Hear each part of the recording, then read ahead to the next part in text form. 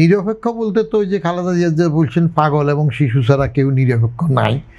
নিরপেক্ষ কথাটাও আপেক্ষিক। আপনি ব্যক্তি হিসেবে কোনো একদিকে আপনার দুর্বলতা থাকতে পারে, অ্যালাইনমেন্ট থাকতে পারে, বাট দ্য পয়েন্ট ইজ ওই যে আপনি যেটা বলেছেন যে চেয়ারটাতে আসার পরে তিনি এই চেয়ারের বাইরে যাবেন কিনা সেটা।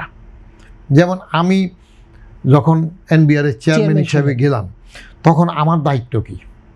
গভর্নমেন্টের জন্য রেভিনিউ কালেক্ট করা।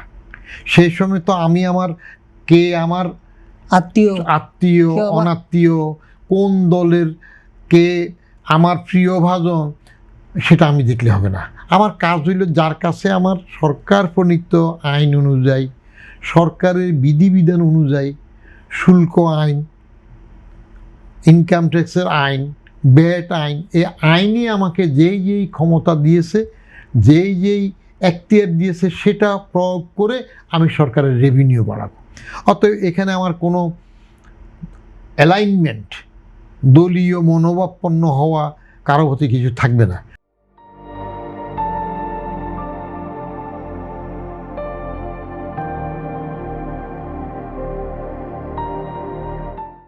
কিন্তু সেটাও তো সরকার অ্যালাউ করে না। আমি যখন ওটা করা শুরু করলাম এবং ওটা শুরু করতে গিয়ে আমি খোদ প্রাক্তন প্রধানমন্ত্রীর থেকে অপদর্শিত ট্যাক্স না দেওয়া ট্যাক্স নিলাম, 12 বার বাজেট দেয়া অর্থমন্ত্রীর থেকে ট্যাক্স নিলাম।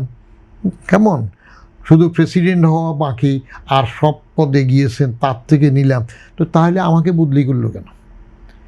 তাও তো সরকারের পছন্দ হয় না কোনো প্রভাবশালী মহলে। কেমন, তো ঠিক এইখানে তত্ত্বাবধায়কের মধ্যে যে সমালোচনাগুলো উঠে সেটা হইল রাজনৈতিক অপসংস্কৃতি এবং দৈন্যতা। রাজনৈতিক দৈন্যতা এত বেশি নিচের পর্যায়ে চলে গেছে যে তারা ভালো মানুষটাকেও ভালো বলতে তার পছন্দের না হইলে হয় না।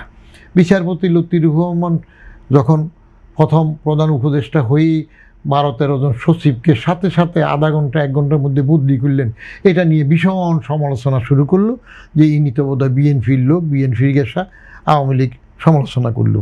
তো আবার যখন শাহাবুদ্দিন সাহেবের প্রথম নির্বাচন যেটা, এটা তো বাংলাদেশে এখনও সর্বকালের সর্বশ্রেষ্ঠ নির্বাচন। কেমন, কিন্তু পরে যখন শাহাবুদ্দিন সাহেবকে আবার সাসা ডাইকা শেখ হাসিনা প্রেসিডেন্ট বানাইলেন, শাহাবুদ্দিন সাহেব কেন আবার এটাতে গেলেন? ওনার আগের কমিটমেন্ট ঠিক ছিল। কেমন, যে আমি আমার প্রধান বিচারপতির পদে চলে যাব, ওয়াদা মাফিক উনি চলে গেলেন। চলে যাইয়া আবার কেন আসলেন? ওনাকে চাচা ডেকে আনলেন, কিন্তু পরের দিকে তো কী হইল? উনি সঠিকভাবে কাজ করলেও তাকে শেখ হাসিনাও পছন্দ করে নাই, সমালোচনা করলেন। তা আপনার পছন্দ হবে না, আপনি স্থূল কারচুপি বলবেন, সূক্ষ্ম বলবেন। হ্যাঁ, একটা জিনিস তত্ত্বাবধায়কে ভালো, সেটা হইল জেলা প্রশাসনে, নির্বাচন কমিশনের উপরে বা বিভিন্ন জায়গায় যে প্রভাব বিস্তার হয় তত্ত্বাবধায়কের সময়, সে প্রভাব তুলনামূলকভাবে কম বা হয়ই না বলা চলে। মোটামুটিভাবে তারা নিরপেক্ষভাবে কাজ করতে পারে। কোনো এক গণভোটে মনে করেন দেখা গেল যে একবারে বাংলাদেশের প্রথম দিকে মোটামুটি এক সরকারের এক গণভোটে দেখা গেল যে ভোট আছে টোটাল 100, কিন্তু ওখানে ভোট পড়েছে 110। তো বেশি হয়ে গেল কেমনে? জিজ্ঞেস করা হলো।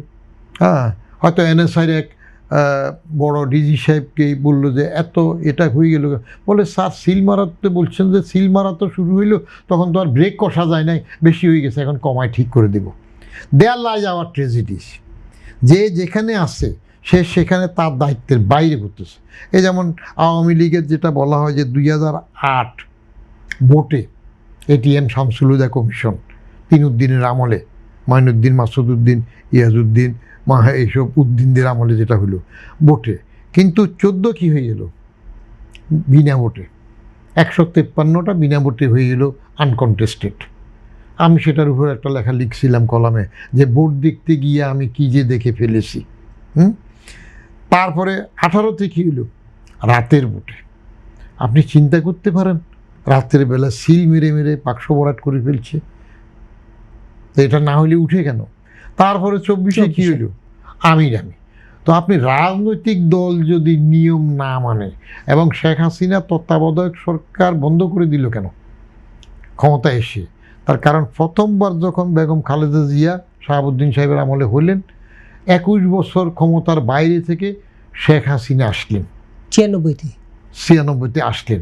এবং আসার আগে বললে একবার ভোট দিয়ে দেখেন না, মাথায় তখন ওই যে 48টা বাঁধলো কি ইয়ে মুসলমানের মেয়েরা যেটা বাঁধে এরকম কি একটা বেঁধে কত রকম কাগজ। তো ভোটে আসার পরে তারপরের মেয়াদে আবার বাদ চলে গেল, কারণ অন্তত কমপক্ষে 4টে গডফাদার 4 জায়গায়। এই যে আমাদের ফেনীতে একজন গডফাদার ছিল জয়নাল হাজারি, তার লক্ষ্মীপুরে একজন ছিল তাহের, হ্যাঁ, এবং তাহেরের পুত্র আবার খুনি, সেখানে বিচার হয়, ফাঁসি হয়, তারপরে আবার মাপ পেয়ে যায়, প্রেসিডেন্টের আনলিমিটেড ক্ষমতা দিয়ে মাপ হয়। বরিশালে আরেকজন গডফাদার। তো এরকম জনাশাসিক গডফাদারের জন্য যখন আবার হেরে গেল, তখন শেখ হাসিনা আওয়ামী লীগ টের পাইল তত্ত্বাবধায়ক থাকলে তো সুবিধা হতো। সুবিধা হবে না তার। আচ্ছা, যদি তত্ত্বাবধায়কে আবার ইলেকশন হয় তাহলে 8-এর পরে, এমনি তো বলা হয়ে থাকে 14-র ইলেকশনে যদি বাজার জয়েন করতো, বিএনপি যদি আসতো, তাহলে হাসিনা হেরে যেতে পারত। কিন্তু তখন হাসিনা আরও এইভাবে থাকার জন্য তত্ত্বাবধায়ক সরকার উঠিয়ে দিল। আমি কিন্তু খুশি হয়েছিলাম।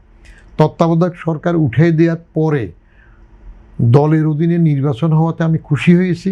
আমি একটা কলামও লিখেছিলাম, তত্ত্বাবধায়ক সরকার বাদ দিয়েছেন ভালো, কিন্তু আপনারা সঠিকভাবে একটা নিরপেক্ষ নির্বাচন দিয়ে, অন্যান্য দেশে যে একটু পার্টি পাওয়ারে থাকে নির্বাচন দিয়ে, সেরকম একটা করে আপনি অমর হন, দেখাই দেন। কিন্তু দেখাই তো দিল না।